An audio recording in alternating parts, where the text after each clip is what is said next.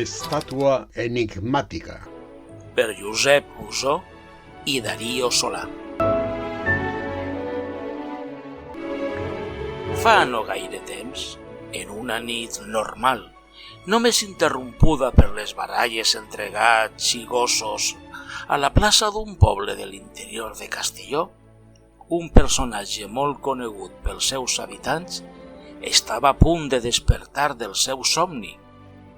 Un somni que feia 10 anys que havia començat i aquell dia va acabar. Aquest personatge era una estàtua, una de les moltes estàtues que hi ha i que hi havia a Castelló. Però aquesta tenia una gran diferència respecte a les altres. No era la més antiga, però tampoc era la més nova. No era la més gran ni la més menuda. Era l'última estàtua viva de tot Castelló i reviscolava cada 10 anys. Per l'aspecte era d'allò més normal. Per la forma que tenia era bastant elegant i pel motiu pel qual hi era ben corrent. Com que es tractava d'un poble menut i la plaça era el lloc més conegut pels seus veïns, tots els adolescents i els adults hi quedaven sovint. En aquell moment eren les 0:35 de la nit i no hi havia ningú. No hi havia testimonis. Ningú veia el que passava. De sobte, l'estàtua va començar a moure's. Va fer un passet i després un altre. Com que feia 10 anys que no movia ni els dits del peu, com feu el tercer pas relliscar i 250 quilos de ferro van caure a terra com cau un cos mort. Però seguia sense haver-ne testimonis. Tàrrega s'aixecà i es va treure la pols com si res. Va fer un altre pas i va caure de nou redolant per terra i atropellant les cadires i taules del bar de davant, creuar la carretera sense mirar als costats i acabar pegant-se un colp amb un fanal. Tot seguit es va assecar i quasi torna a caure. Aquesta vegada, però, hi hagué un testimoni, una dona anomenada Maria que es va despertar amb tot el soroll que Tàrrega havia fet. Van passar 15 minuts des que l'estàtua s'havia despertat i el primer que va fer va ser veure com havia evolucionat el poble al llarg d'aquests anys.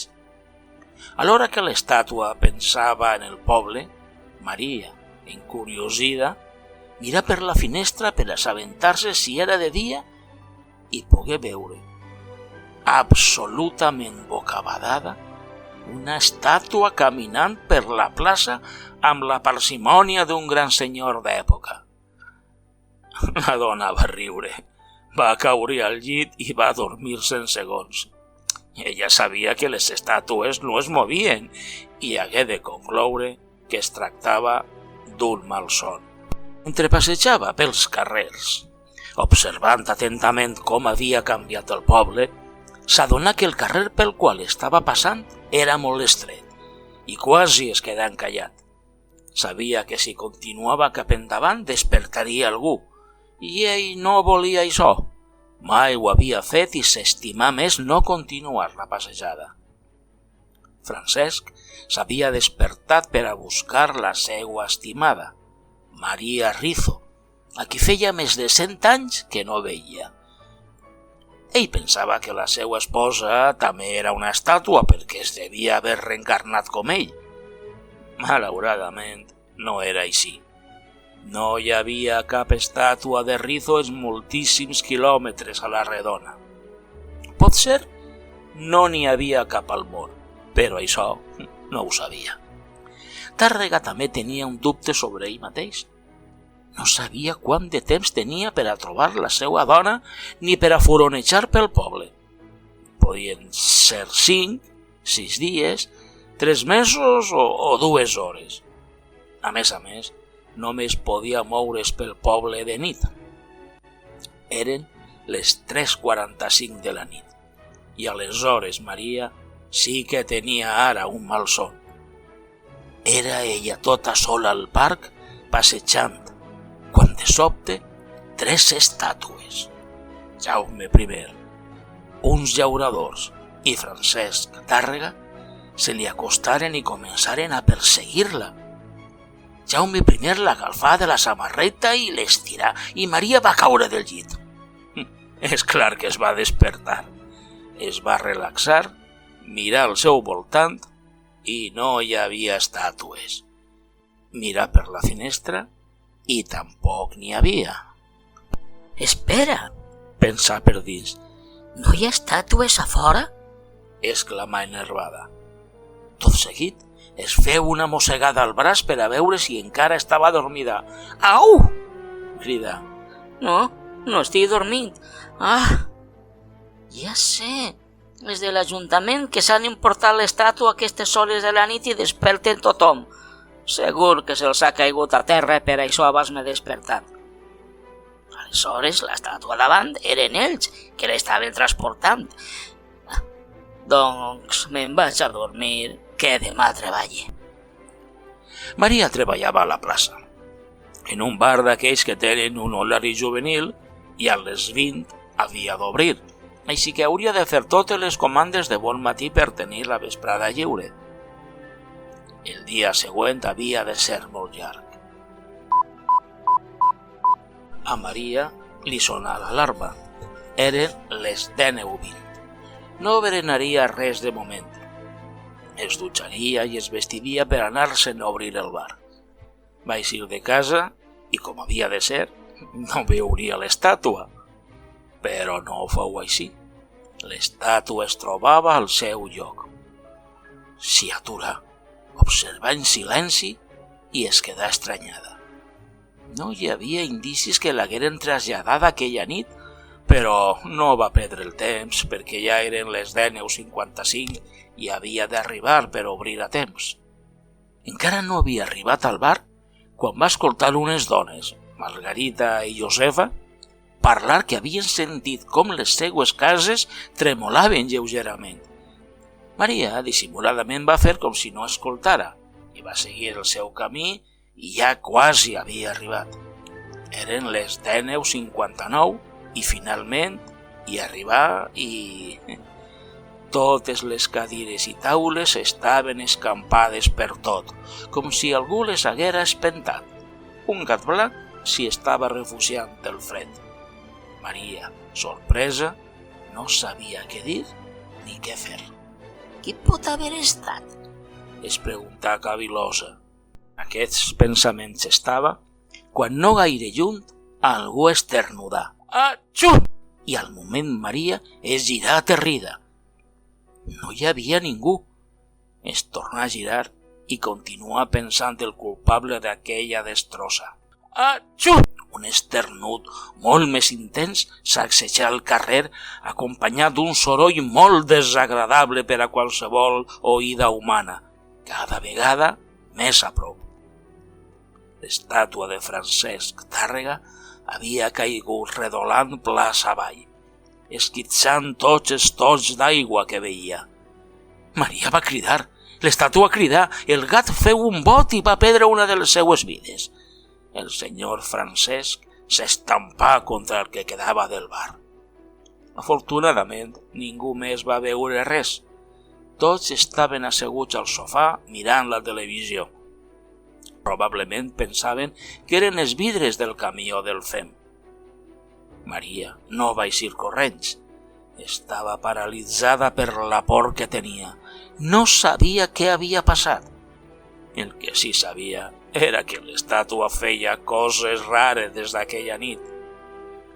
En una fracció de segon, la vida de Maria li va passar al davant. Pensà en milions de records. Mai havia viscut una situació semblant. L'estàtua, desorientada, s'alçà i la dona va caure al sol esvanida. El gat abans va caure pel barranc i el bar més destrossat impossible. No obstant això, no n'hi havia testimonis. Francesc Tàrrega, desconcertat, mirà als dos costats. En un i eren les despulles del bar de la plaça, i en l'altre la propietària somiant amb els angelets. Tàrrega la va veure llarg estesa i amb una veu greu cridar: «Mare meua, que mor la dona!» L'agafà amb les mans i Maria despertà i cridà, però l'estàtua va cridar encara més. «No vull fer-te mal», li digué amb veu dolça. Me'n vaig al cel? Preguntà atemorida. «Què?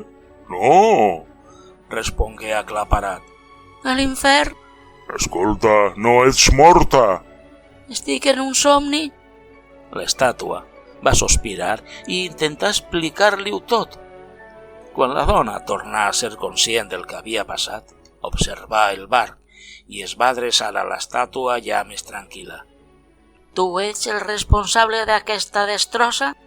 Li preguntà assenyalant-lo amb el dit. L'estàtua xiu-xiuejà, va mirar cap a un costat, cap a un altre, però no responia. Finalment, la mirada de Francesc i Maria es creuaren. Un estava espantat i l'altra estava molt enutjada. Tàrrega hi assentí. «Puc recompensar-te amb un tresor del món de les estàtues. És com el tresor de l'art de Sant Martí, però d'estàtues. Entens?» Sí i no. Sé que és el tresor de l'art de Sant Martí, però no el món de les estàtues i tampoc sé com pots parlar.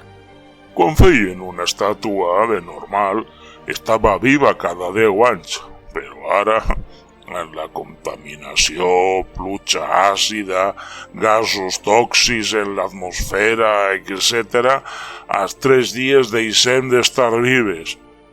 Jo encara estic viva, no sé quant de temps hi estaré així. Per això puc parlar-te. T'he contat que sóc l'última estàtua viva de tot Castelló. I dius que pots recompensar-me per tots els estropellaments que li has fet al meu bar? Sí, si vols. Anem a buscar-lo ja. És un viatge llarg? No, però fa falta que portes aigua, menjar i unes llanternes. No se ho va pensar 2 vegades. Va agafar un parell de quartretes que ja li havia deixat el forner a la porta del bar i va mirar què li quedava de tapes de la vespra damunt del taulell del bar. També va agafar una llanterna que tenia per quan se n'anara la llum, que des de que Iberdrola estava millorant les instal·lacions, se n'anava ara i adés. No es va aturar a pensar, probablement perquè encara era nit fonda i estava molt atabalada. Anem!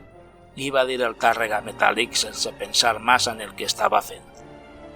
Quan caminava pel carrer de l'ermita, la claror de la lluna plena els il·luminava els passos. Semblava de dia, però no devien ser més de les 3 del matí. Però sí, per aquestes cases hi ha entrades a la cova, però nosaltres no les necessitem. No hi ha res que pague la pena allà a la cova. Anava resant l'estàtua. Maria caminava en silenci. A poc anava entenent el poc trellat de la seva situació. Ja estava a punt de buscar una excusa per tal de fer mitja volta i tornar-se'n cap al bar, quan l'estàtua es va aturar al costat d'una trapa metàl·lica que hi havia a una cantonada. És aquesta, segur, deia mirant al seu voltant. Ella va ser incapaç de reaccionar. Es va limitar a seguir Tàrrega quan aquell va alçar la trapa amb facilitat, deixant a la vista una escala de gat que s'enfonsava al subsol del poble. No apagues la llanterna que no hi ha d'haver llum. Li anava dient l'estàtua. Per cert, cada vegada hi ha més cotxes en aquest poble. No sé com podeu viure amb tant de soroll. Amb el soroll dels peus metàl·lics de Tàrrega i alguns cops de la guitarra contra les parets, es van aturar al davant d'una porta tancada. Ja hem arribat. Ara agafaràs el que jo et diré i amb això en tindràs prou per a fer-te un bar nou de trinca, si ho vols. Explicava Tàrrega mentre maniobrava amb el pany. Maria il·luminava en la llanterna mentre pensava que tot allò devia ser un malson. On som? Va preguntar per dir alguna cosa sensata. Això és la cambra del tresor de les estàtues. Li va respondre Tàrrega just en el moment en què es començava a obrir la porta. Fixa't bé, només podràs agafar... Va començar parlant amb veu metàl·lica, però es va aturar tan bon punt el feix de llum de la llanterna va acabar de recórrer tota l'estança. La cambra, que era prou espaiosa, estava completament buida. Ens han saquejat! Exclamà Tàrrega. Maleïts lladres! Però què dius? Va preguntar Maria. L'estàtua no li va respondre. Desmanegada es va desplomar al terra i es va quedar immòbil. Maria, espantada, va fer mitja volta. A penes i treballs va aconseguir alçar la trapa del carrer i va tornar capcota cap al bar. Tot això no li ho puc explicar a ningú. Em prendran per boja. Es va dir mentre començava a endreçar les cadires i les taules del bar. Tota la terrassa la tenia feta un desastre i els primers parroquians se la miraven estranyats. «Què ha passat, Maria?» Els gamberros que no tenen res millor a fer, va respondre ella irritada. Anaven molt de retard. Encara li faltava com a mínim un quart d'hora per tindre la cafetera. Maria Rizo estava desesperada. Feia quasi 6 mesos que el seu marit se n'havia anat només a fer un parell de concerts a Barcelona amb un... Torna de seguida, estimada, que en més d'una setmana en tens així una altra vegada. I no ha tornat. Ja me ho deia ma mare ja. Et cases amb un bohemi. Bon xic, però bohemi. Mai duràs camisa nova, filla meua. Seràs una desgraciada tota la teua vida. Anava arrossegant mentre tractava de desempellegar-se dels 2 xiquets que li empaitaven per tota la casa. Mare, tinc fam, que ja per a menjar. Quan tornarà el pare, mare? Maria estava desesperada. Ja no podia tornar a demanar caritat a casa dels pares, perquè la darrera vegada ja li havien dit que ho era. Has de veure que així tampoc nadem en l'abundància i tu tens un marit que t'ha de mantindre. És la seva obligació, li va dir el pare molt seriós. Ella havia tornat a casa tancada entre les 4 parets a esperar. Només de tant en tant, una carta li anunciava com de bé li anava la gira que estava fent per França, més endavant pel Marroc, i una vegada que ella ja es va arribar a creure que tornava cap a casa, per Màlaga i Sevilla. Aquella vesprada ja no sabia què fer. Puc continuar així. Em tiraré davall del tren. Va pensar seriosament. Li va semblar una bona manera d'acabar per sempre en la seva dissort. En l'atzucat de misèria, fam i manca de pervindre que ja havia esdevingut la seva vida.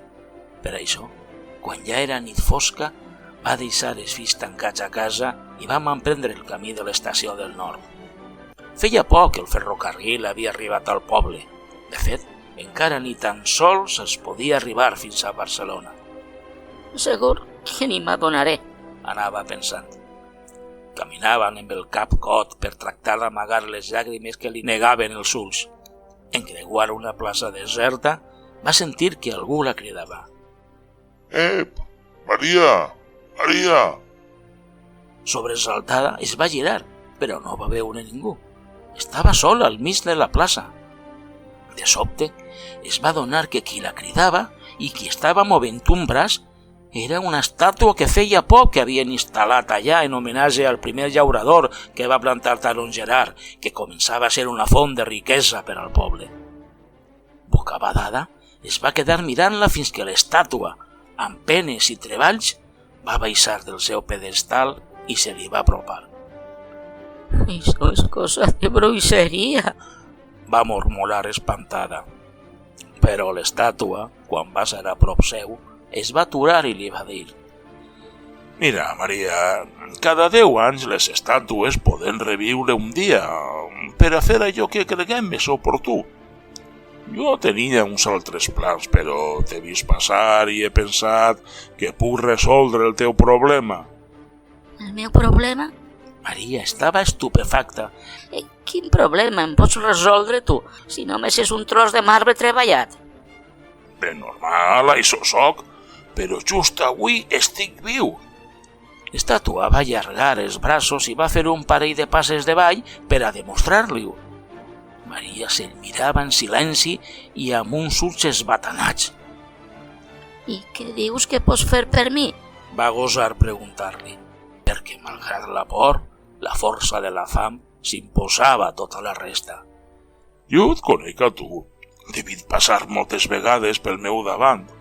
Tu estàs casada amb aquell que toca la guitarra, però no me'n recordo de com es diu, el teu home. Tàrrega, L'interrompe Maria. Francesc Tàrrega. Això, Tàrrega. Però ell és un bohemi, que tu sempre vas sola pel poble com una bandera. Per això et vull ajudar. A mi? Maria es mirava aquella estàtua animada amb incredulitat. I com em pots ajudar tu? Vine amb mi. Li va dir l'estàtua, agafant-la de la mà. Només 2 minuts després, tots dos caminaven carrer de l'ermita cap amunt. On m'endús? Li va preguntar ella. De seguida hi arribarem. D'allà pots agafar tot el que vulguis, que no es podrà aprofitar millor. Li anava dient ell. De sobte, es van aturar al davant d'una caseta de les darreres del poble. L'estàtua es va ajupir i va alçar una llosa de terra. Passa per ací, li va dir, i veient que ella no gosava, va passar al davant baixar per una escala de gat que s'endinsava al terra. Què és tot això? S'hauria pogut sentir preguntar a Maria mentre baixava l'escala amb moltes precaucions. Ara te ho expliqué de seguida. Resulta que les estàtues tenim un tresor amagat, però només hi tenim accés quan... La veu de l'estàtua quasi ni se sentia ja des del carrer. L'estàtua metàl·lica estava sola, caiguda al mig de l'estança buida. Tornava a estar completament inanimada. Només una lluentor estranya eixia dels seus ulls d'acer corten. De sobte, va veure un paper quasi a l'abast de la seua mà. A l'abast si l'haguera pogut estirar, però pel que es veia ja se li havia acabat el temps. I ni tan sols he pogut tornar al meu emplaçament, va pensar desesmat. De tota manera, aquell paper la intrigava. No tenia cap sentit allà. No han deixat res si s'han oblidat un paper així. No té trellat, continuava pensant. S'anava obsessionant més i més amb aquell tros de paper, fins que amb un esforç suprem va aconseguir estirar un braç, agafar-lo i quasi immediatament estirar-lo davant d'aquells ulls que estaven a punt de quedar novament secs per a 10 anys més. Paco, no tens vergonya ni la coneixes. M'has deixat abandonada amb els xiquets. De no haver estat per Polo, el de Bernabé, ens haurien mort tots de fam. No cal que tornes a casa, que jo no hi tornaré. Maria. La pobra Maria Martí mai va arribar a saber que la seua besàvia, Maria Rizo, de la qual ja no conservava ni tan sols el cognom, havia estat, molts anys abans, qui l'havia deixada sense ni una engruna del tresor de les estàtues. D'una banda, em podia estar enfadada per haver-la privada d'una riquesa fàcil i deixar-la amb el trasbals d'haver-se de fer càrrec de reparar les destrosses del bar. Però, d'altra, sense el tresor que la besàvia havia agafat de la cambra secreta, és molt probable que ella mai haguera arribat a néixer. La policia, malgrat que va fer tant com va poder, mai va trobar l'estàtua desapareguda de la plaça, quasi al costat d'aquell institut. I del paper no en deu quedar ni rastre, perquè el soterrani, una altra cosa no, però d'humitats i misteris en tenia per a donar i vendre.